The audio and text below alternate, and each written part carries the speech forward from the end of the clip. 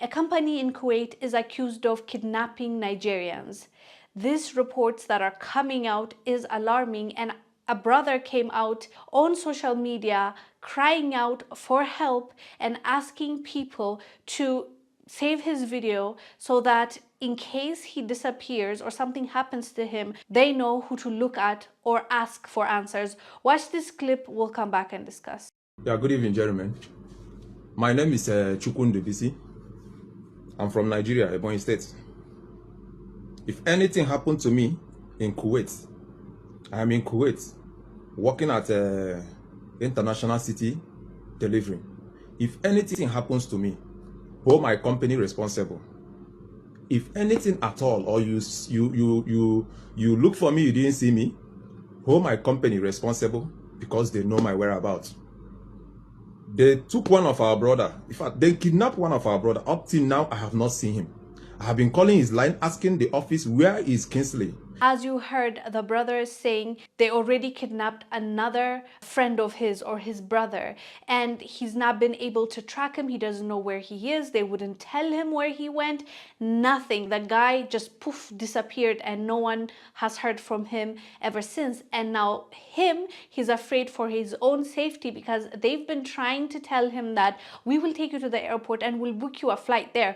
And his question was, why don't you book me a flight now so I can see that I can have the itinerary and I can go myself? But they would not let that happen. So he believes that they are planning on his kidnapping as well, and that is why they are not allowing him to leave the country or telling him about the whereabouts of his brother. It is concerning, and a lot of Nigerians are actually trying to help him out, and they are trying to provide information. They're trying to get his information, but as of now we don't know what's happening. And as you know, in this Arab countries, there's this thing that they follow called the kafala system, where they can take your passport when you're hired in those countries. It doesn't matter, it could be as a nanny, it can be as a domestic worker, it can be as a factory worker. They'll take your ID, they'll take your passport and they'll carry it. They will not give it to you. Even if you want to quit, you can't quit. You belong to them. It's a modern day slavery. And as this young man said, what they said he will be doing when he first joined versus what they want him to do now is totally different. And they want to basically exploit these young men and women because they're coming from Africa and they believe that they have no option, and plus